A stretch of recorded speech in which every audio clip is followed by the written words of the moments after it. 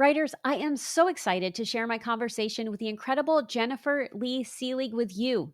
Jennifer is an LGBTQ plus teacher, international speaker, book publisher, and the author of several books, including the Nautilus Gold award-winning Deep Creativity. Her latest book, Deep Memoir, An Archetypal Approach to Deepen Your Story and Broaden Its Appeal, is the subject of today's show. And during our conversation, we dive deep into Jennifer's unique blend of depth psychology and storytelling and how all of her study led to her archetypal stages of transformation. And then we break it down so that you can use them to navigate the emotional terrain of writing about trauma, grief, or anything else. So grab your pen, open your heart, and get ready to hear about the deep personal wisdom Jennifer has gained over her decades-long career as both a writer and teacher, and find out why she calls memoir the writing cure. Let's get started.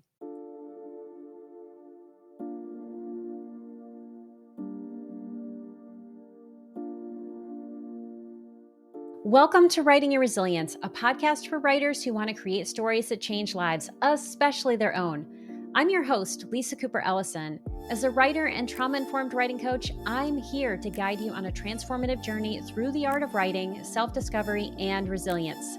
Each week, I'll share my best tricks, tips, and strategies to help you write more authentically, craft deeper, truer stories, and overcome the common storytelling roadblocks we all face. Together, we'll explore how to bounce back when life gets tough and stay connected to your inner calling. So grab your pen, your notebook, and an open heart. It's time to do the work that changes the world, one story at a time. Hey writers, it is Lisa Cooper Ellison here, and I am so excited to invite you to a special webinar I will be teaching on Wednesday, May 28th. It's called The Art of Reflection in Memoir. And if you've ever struggled with weaving deep personal reflection into your memoir or personal essay, this is the workshop you've been waiting for. I will guide you through practical tools to transform raw emotion into powerful storytelling, all while staying true to your voice and your experiences. This 90-minute webinar includes a transcript, workbook, and extensive Q&As, and it's just $25. That's right, it's only $25. And while the price is low, attendance is a huge investment into your writing life.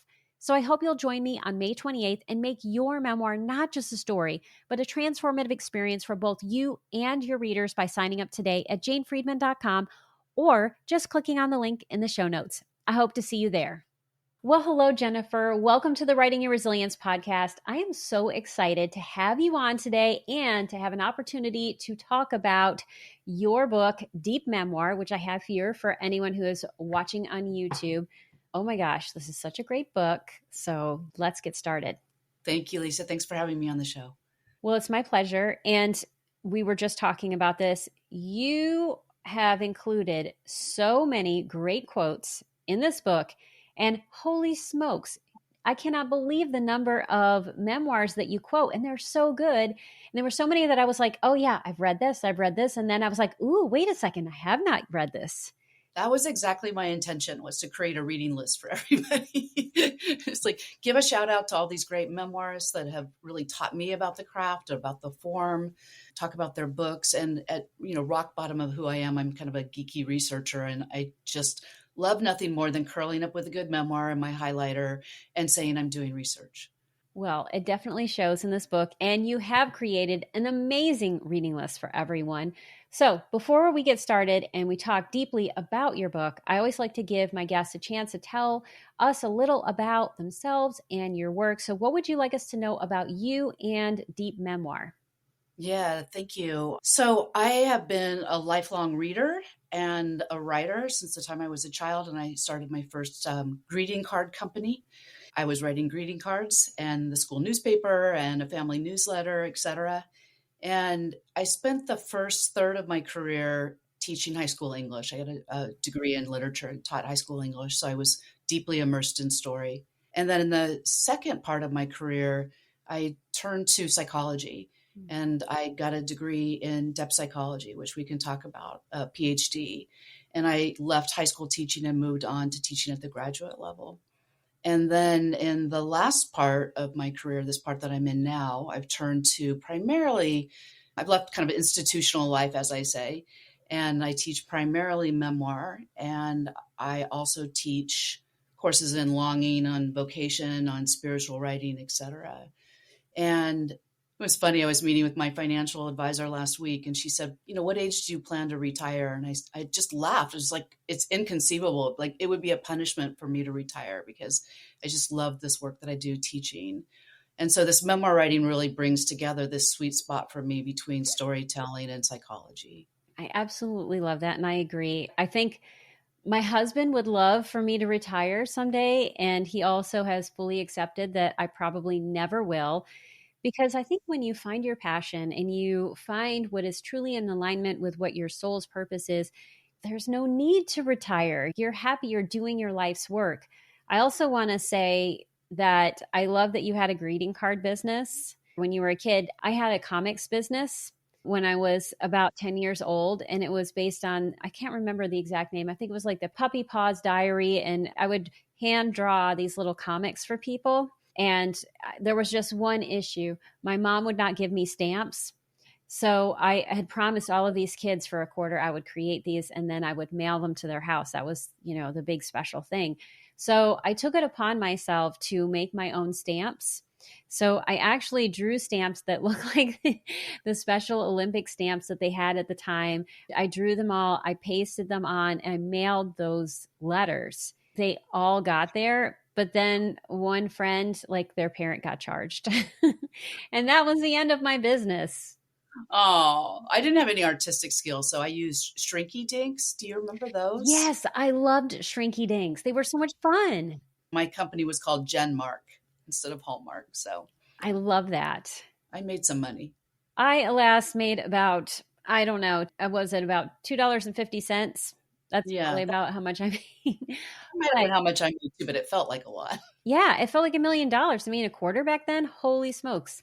You could buy a lot with that, especially if you were dealing in candy. Oh yeah, that's right. Well, I want to begin by talking about this career shift you had. So you worked as an English teacher, you have a background in literature. That's one of the reasons why you do so well with this. But then you have this other unique way that you look at things, and that's depth psychology.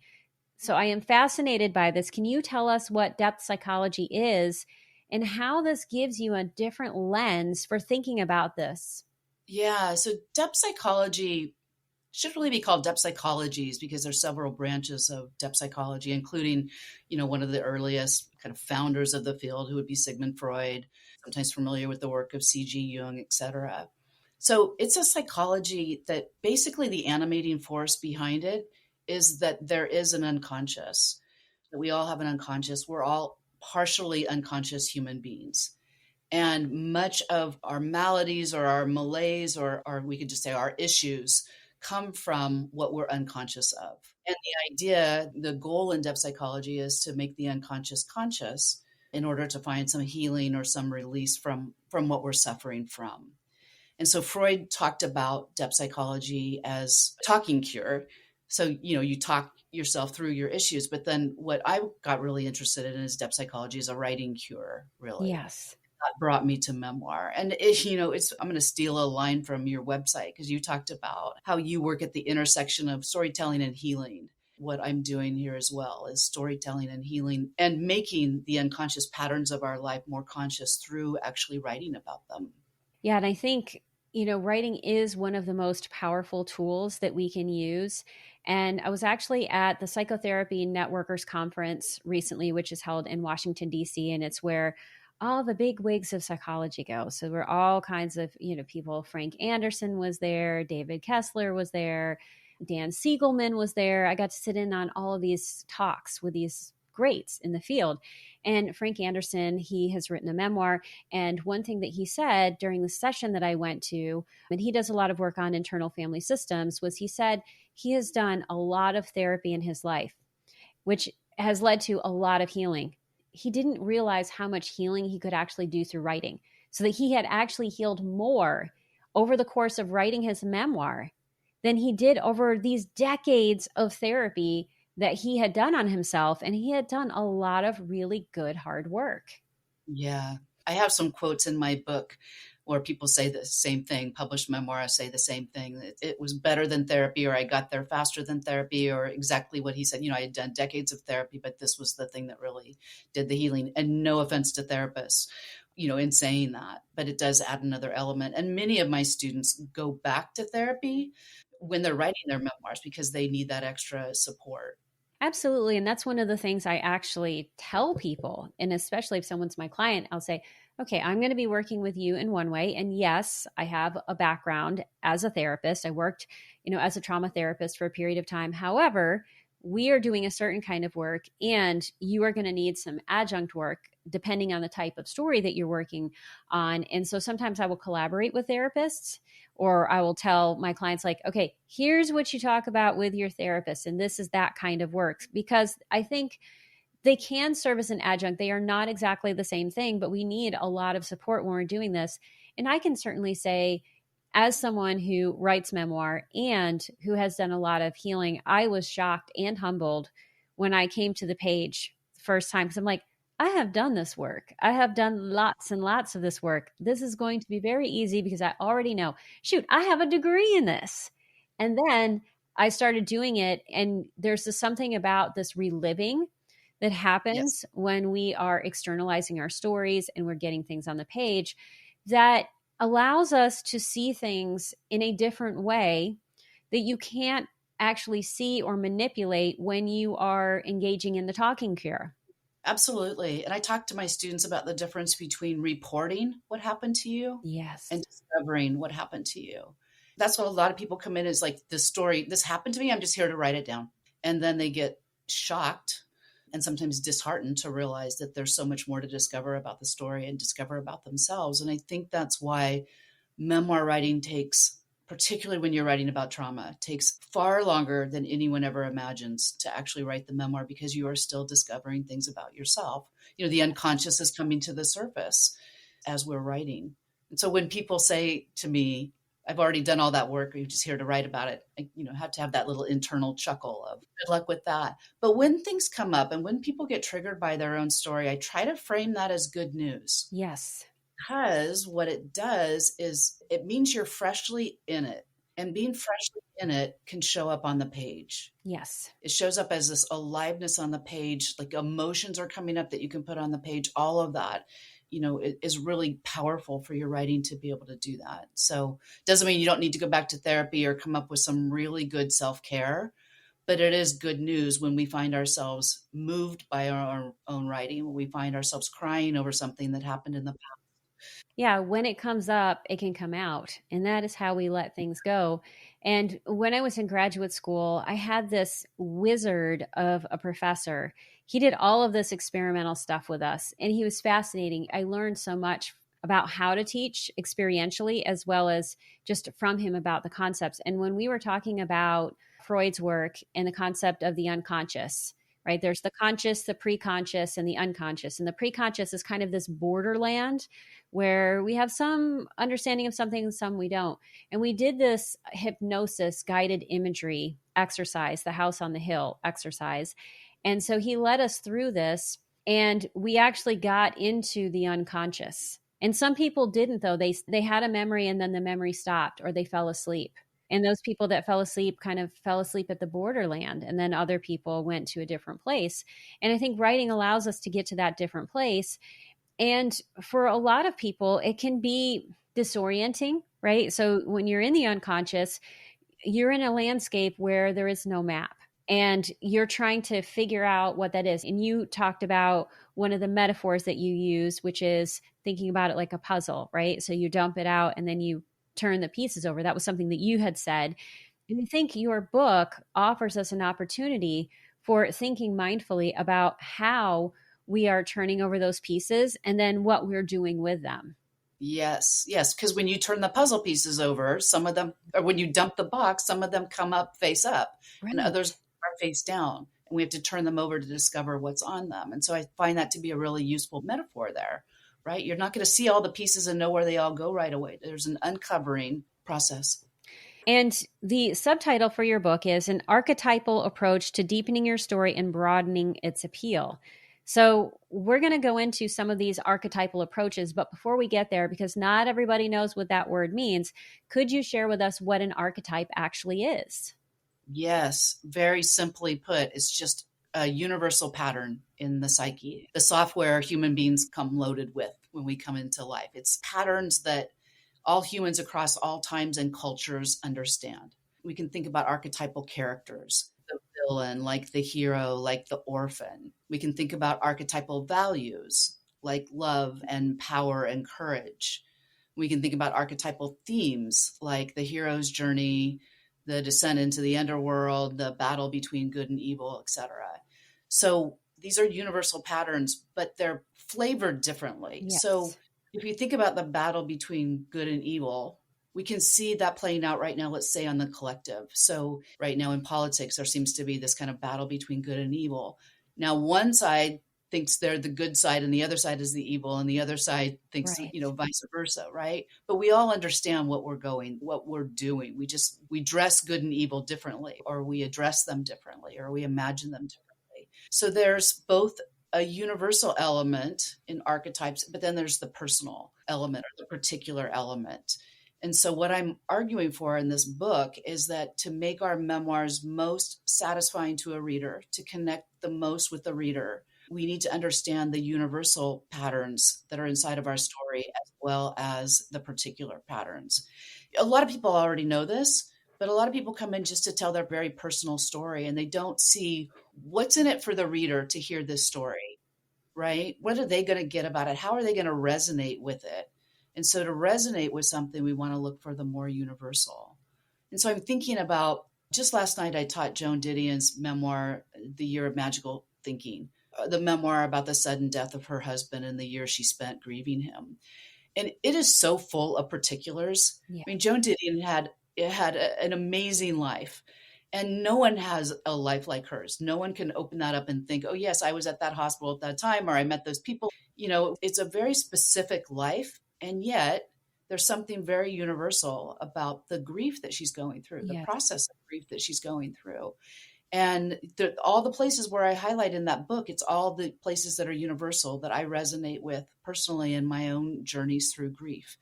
And that book is perennially popular, even though it's 20 years old, because if we know someone who's going through grief, a lot of times, we'll buy that book for them and give it to them, not because we want them to learn anything about Joan Didion's life, right? But we want to say, this is how someone struggled in this year. We want to normalize it in some way, or using the language of archetypes, we want to universalize it. That's the thread I want to help my students pull through their work, is to really find the universal. Yeah, and I think the universal is so important. And I often talk about the universal as the me too, right? When you have described this well, when a reader engages with your work, they go, oh yeah, me too. This is the experience that I'm having. And I think one of the particulars in Joan Didion's book, The Year of Magical Thinking, that I love, I happen to love that book as a person who has experienced deep grief. Like, most people are not going to the Merck manual, which is a manual about medical devices to make meaning from their experience. But the idea that I am feeling so guilty about what happened, that I'm going to look in all of these unusual places for an answer to this problem or a way to relieve this guilt, is something we can all think about, or we can all, connect with. And I think that's really important. And I'm curious to know your experience. I'm going to share just what I observe in a lot of writers, is that early in the process, someone will have had a big experience, right? Sometimes they have experienced something that is really painful. They want their pain to mean something. Or perhaps they have healed in some amazing way, right? They have had an incredible healing. And when you ask them, okay, so why are you writing this book? It's always, well, I want to help people, which is general, right? So that's a general thing. And I want to help them by telling them exactly what I did, which may be part of the process. That's a reportage of what happened. But then, we do have to do that. That is part of the process. But then we have to ask ourselves, okay, well, what's going on with your reader? How does your reader handle these things? What are their struggles? And how can you toggle between your experience and crafting your experience so specifically that it serves as a mirror for something that someone else is going through.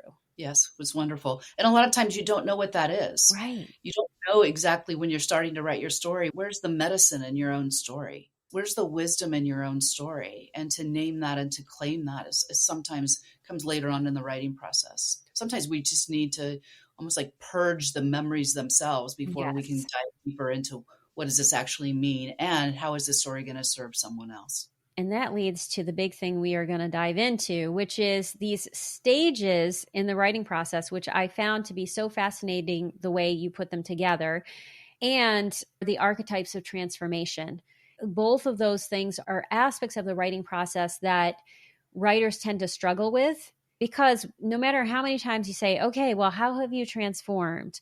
Or how have you changed? You may or may not know, or you may have to wrestle through that as you're writing your book, but having some patterns of going like, oh, this is the normal trajectory of what people go through.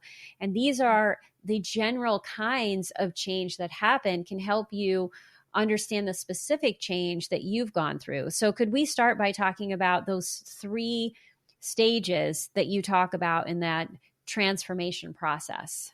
Yeah, so I have a chapter in the book called The Archetype of Transformation, and I use alchemy as a metaphor in there. And alchemy is just this ancient science where these kind of mad scientists tried to turn base materials like lead into gold. And, that was unsuccessful, obviously, but it's become a metaphor for transformation, and particularly transformation of the dark material in our lives, the dark experiences, into the light. So we can think about it that way. And there's a lot of stages of alchemy in different books and different thinkers, but they really boil down to 3 that I think are most useful. And so the first stage is called the Negredo, and that's Latin for black. And that is when we enter into, what I call the underworld. Yes. That's when we experience trauma of some sort. And that trauma can be a slow descent. When you think about like someone who experiences addiction, which starts with, I have back pain and I'm taking some pills and they help. And then months later, it becomes a need, and then it spirals out of control. So sort of a slow descent into the underworld. Or it can be something sudden, a sudden drop, like Joan Didion experienced when she's sitting down for dinner with her husband and he is dead a few minutes later. That's the Negredo stage. And then, we spend however much time we spend in the underworld.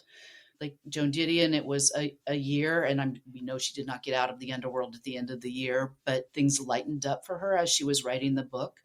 And some people don't make it out of the underworld. Some people, die in the underworld, unfortunately. If we make it out, the second stage is the belief that we can make it out, really. It's called the albedo, which is the term for white. And in that stage, it's almost like if you imagine that you're at the bottom of a well and your head's hung low and you're looking down and all you can see is the darkness of the floor.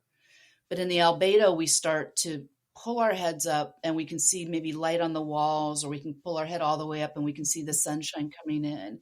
And that's when we use the term, I saw the light. We begin to see the light, and we imagine that there could be healing and there could be a way out of this dark well that we're in. And that might be, we find a therapist, or we enter a 12-step program, or, we confide in a friend what we're going through. And then the third stage is called the rubedo, which is Latin for red, which is a quickening of our blood. That's when we really feel the life force entering back in again. You can imagine at that point, we're out of the well, we're in the sunshine, and we're transformed by our experience. We feel healed, or we feel more whole. We definitely feel transformed. We may still carry our sadness and our grief and our loss, but life goes on. We're able to go on. And so for people who are writing trauma narratives, they've all been through those stages. You have to be in the light enough to be willing to take a look at your story in the light and write about it. So I talk about those stages of the trauma, and it's helpful for people who are writing to think, well, what was happening for me when I was in the Negredo? Or what brought me out? What happened in the albedo? What was the light? When we're writing about trauma, a lot of times we re-enter the Negredo. We become re-traumatized. Our trauma is up. It's in our faces. And I quote, many memoirs to talk about that. And many people, I don't know if you've seen this in your work as a writing coach, but many people stop writing at that time. They're like, it's just too painful.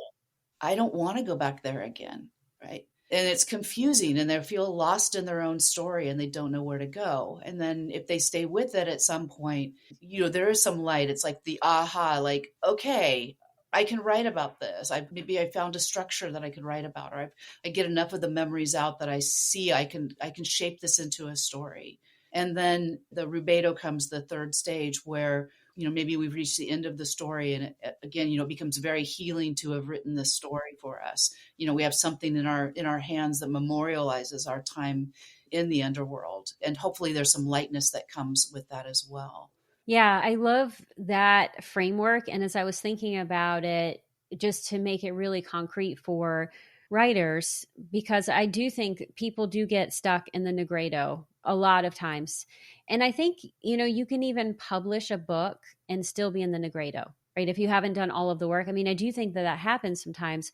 In general, your first few drafts, where you're having a lot of those feelings, I would say that's usually Negredo. Like if you're wondering how can I label this emotionally, that's generally what I observe. And then in terms of albedo, it's like, oh, suddenly this isn't my story, it's a story, and I can manipulate it, right? And I can really go to those places where I can do that perspective taking. Because I think early on, especially if you're dealing with a trauma narrative where you have been victimized, it is difficult to take on another character's perspective and really understand what are all of the ways we could look at this situation. It's like, no, I'm hurt. I'm a victim. And we need to be able to embrace those things and see that part of self in order to see the story in different ways. So it's a useful piece, but I think once we get to that place where we have more distance, that's where we get to. And then when we get towards the end, when we're publishing the book, it seems like that's more where the rubello comes in. I wrote down a note when I was reading your book. I was like, rubello is more like that integration.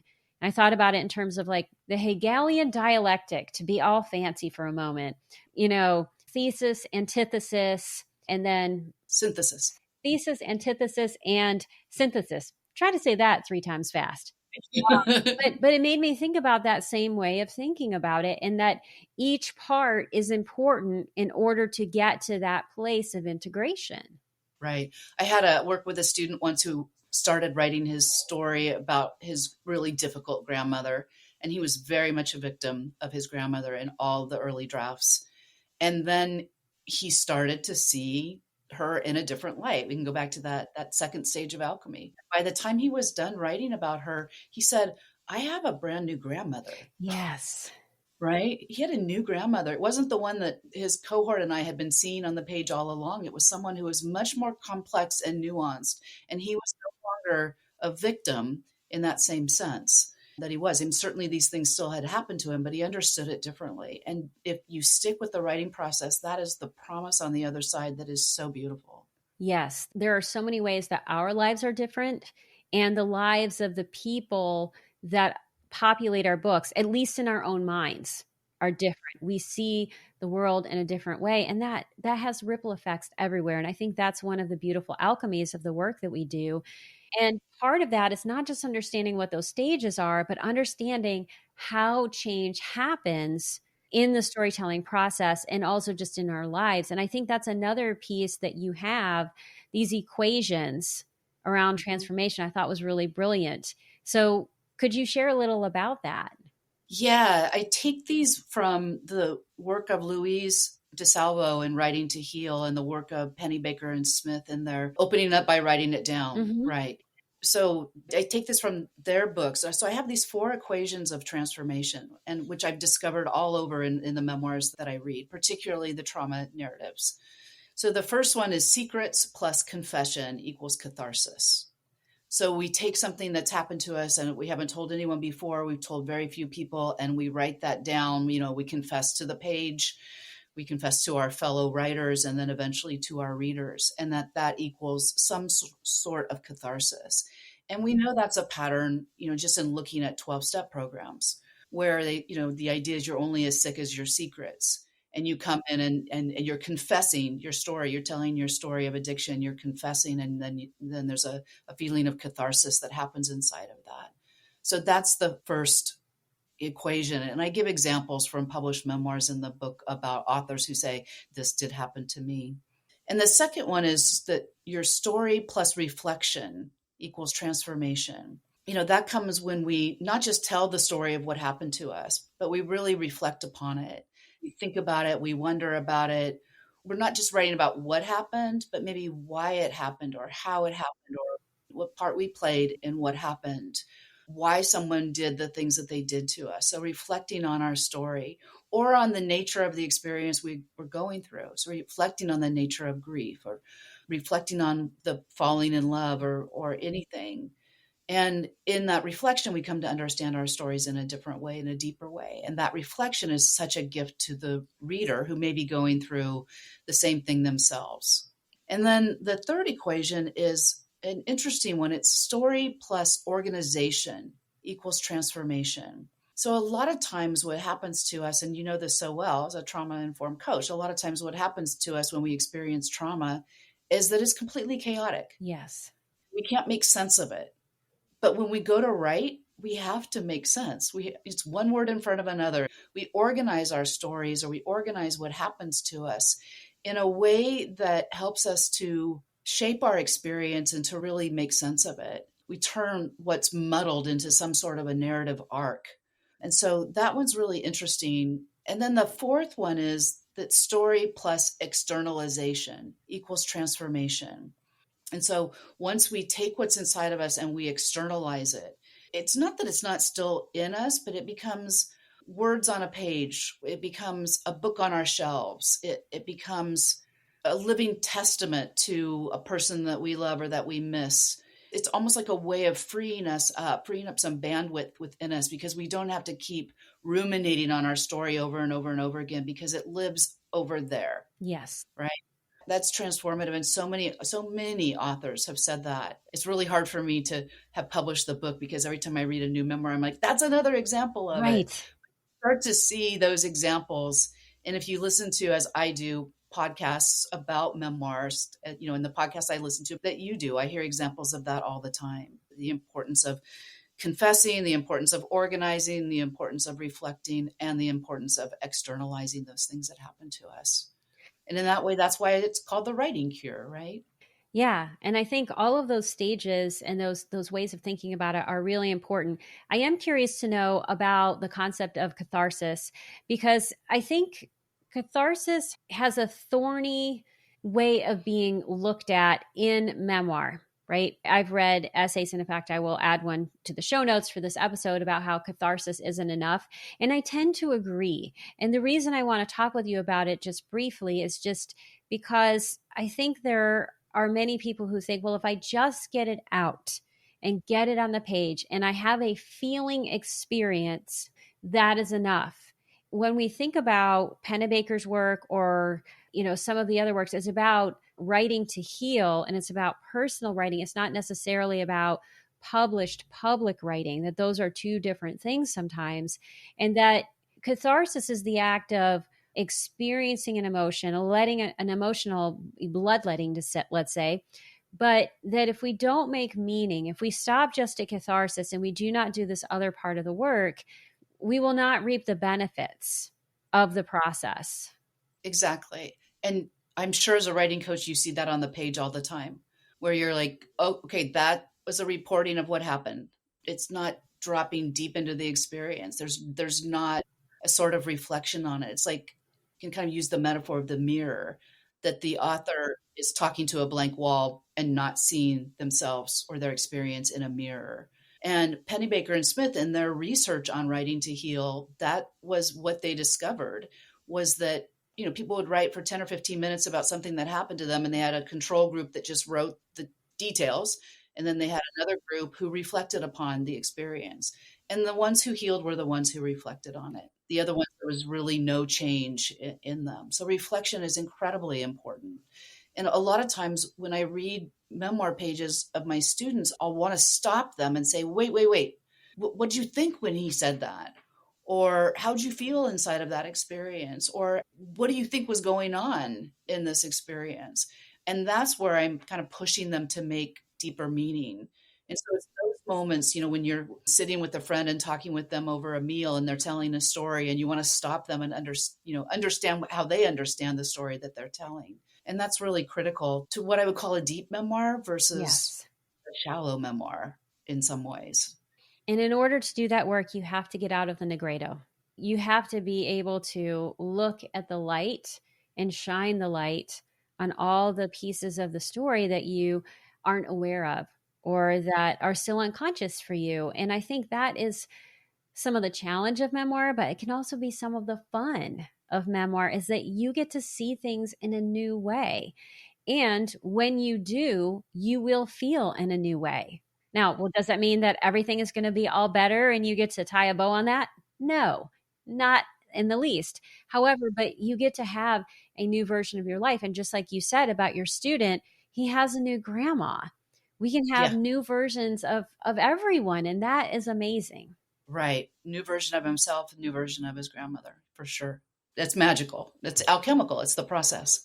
It is. And what I can say for myself is that I feel it when it happens. And I have felt that alchemy. And that is one of the things that makes me so passionate about the work that I do. So, oh my gosh, there are so many different ways that we could talk about your book. And I really want people to buy it because there are so many rabbit holes and just different examples you have about ways that we can use archetypes as a way to think about our books. But we're going to step away from that for a moment, a little bit. Now, I don't know where it's going to take us as we begin to wrap up, but I am training to be an Akashic Records reader, which is just tapping into other forms of wisdom. As I get ready to do these interviews, obviously I'm reading your book, I'm learning more about you, and then I'm just thinking and connecting in with this deeper wisdom to say, okay, what else should I ask about? And this isn't something that I shared with you in advance. So we're just going to see where it takes us.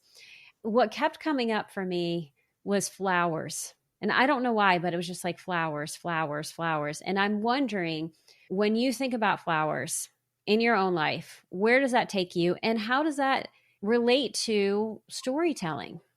Hmm. I think I'm going to tell you a story. I love stories. When I was 40 years old, I quit my job and I planned to travel across the country, going to all sorts of national parks and thinking about what I wanted to do with the next part of my life. And I went to Montana. I was at a park in Montana, and I'm also a photographer. So I was walking around with my camera and I saw this kind of a grove or a field. I think more I'd call it a grove of these really beautiful little yellow flowers. And I thought about Georgia O'Keeffe. And Georgia O'Keeffe, she painted so many flowers, and she painted huge flowers, and she painted them close up. And she said the reason why she painted them so big was that nobody pays attention to a flower. It's just too small. So she wanted to create, it's a great quote. She wanted to create these huge images of flowers that were so big that even busy New Yorkers couldn't help but see the flowers. So I got down on my hands and knees and I took pictures of these flowers close up. And I started to see that each flower had its own personality. The shape of it, its body movement, whether it was spreading its leaves out, its arms out, or whether it was, some of them were entangled with each other. And so I started to think about them as hearts. I named them. I was like, this is a shy heart. This is an open heart, a betrayed heart. And every day for the time I was there, I went back to look at those same flowers and see how they were growing and changing and really paying attention to them. And in doing so, I was really paying attention to my own heart too. I'm projecting onto the flowers, but I'm also reading the flowers and what they have to share. And each one became different, even though there was a whole grove of them. And so I've written about this a little bit in an essay on my website if anyone's interested. But it was magical for me to pay attention to each individual flower as it was presenting itself and not just say, if they turned out to be arnica, Montanas. And so to not just say, oh, that's a field of arnicas, but they were individual ones. It's definitely how I approach teaching, is seeing each of my students as this kind of individual flower or manifestation of heart. But the universal is that they were all arnica Montanas. Yes. But the particular was the way each one manifested itself in the world. So that's how I would answer that question. That is a magnificent answer.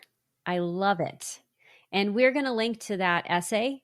I want everyone to be able to read that as well, because that is just, oh my gosh, my heart is so full hearing it. And just, it's such a wonderful way to think about the work we do and the work each person does as a writer. You are looking at your own blooming. Right. and your own manifestation of something. So I'll say one more thing about that, which is people oftentimes will ask me, memoirs will say, I don't know, does the world really need another grief narrative or another trauma story or another coming of age story? Which is like saying, does the world really need another Arnica Montana to bloom? We already have one, so we don't need another one or second one or a third one or a whole field of them. And so that's oftentimes my answer. I usually give the metaphor of a love song. We're not done with love songs just Right. because so many of them have been written. We will be writing love songs forever. So too, take courage and take heart in writing your own memoir. We need another love song. We need another flower in the field. Yes. So, writers, keep writing your version of your love song, of your trauma song, whatever the song is. We need your song. And so, please, please keep working on that. And I think your book is going to be a great way for people to do that. And so, if people want to get a copy of Deep Memoir and they want to connect with you, what are the best ways for them to do that? Yeah, the book is available wherever books are sold. And I have a website. It's my full name, jenniferleeselig.com. You can connect with me there. You can find out about the courses I'm teaching in memoir coming up, some of my other writings. And you can also sign up for my newsletter. So right now I don't have any new courses coming up, but if you sign up for the newsletter, you'll be the first to hear when I'm teaching something new again. Well, that will also be in the show notes. So, writers, please connect with Jennifer, buy her book, and most importantly, review it, because that is how other people find our books. And it is one of the most important gifts that you can give to an author. Well, thank you so much, Jennifer, for being on the show today. It has been an absolute delight. For me too. Thank you, Lisa. Thank you so much for listening. If you want to learn more about Jennifer and, most importantly, buy a copy of Deep Memoir, please see the show notes for this episode. But before you go, I would love it if you would text the show if you're on Apple Podcast or Spotify, or leave a comment on YouTube with the answer to the following question. What stage of the writing process are you currently in? The Negredo, Albedo, or Rubedo? I'd love to know your thoughts and where you are on your writing journey. And speaking of your thoughts on the podcast, I'd like to give a quick shout out to Kaylee Tron, Laura Lee, Jesse Valentine, Maria Heatherton, Lisa Rizzo, Michelle Lectable, Michael Nornis, and Krista Hillhouse for your outpouring of support for my recent episode with Allison Landa. It was so wonderful to hear from you and to see how much this episode touched you. And listeners, if you haven't contacted the show, I'd love to hear from you too. Until next time, remember that your story matters. And as you work on it, you change lives, especially your own. That's it for today's episode. Thank you so much for tuning in. I truly couldn't do this podcast without your support. If you love this episode, here are 3 simple ways you can keep this show thriving. 1, subscribe or follow Writing Your Resilience on Apple Podcasts, Spotify, or YouTube so you never miss an episode. 2, leave a 5-star review to help others discover the podcast. 3, join my engaged writing community by signing up for the Writing Your Resilience newsletter. As a thank you, you'll receive a free copy of Write More, Fret Less, a toolkit for gaslight proofing your writing practice. Have feedback for the show, a topic you'd love me to cover, or questions you'd like me to answer? Drop a comment on YouTube, text the show, or email me at writingyourresiliencepodcast@gmail.com. Until next time, keep writing, keep growing, and keep showing up for yourself. Your story matters, and I am so proud to be writing alongside you.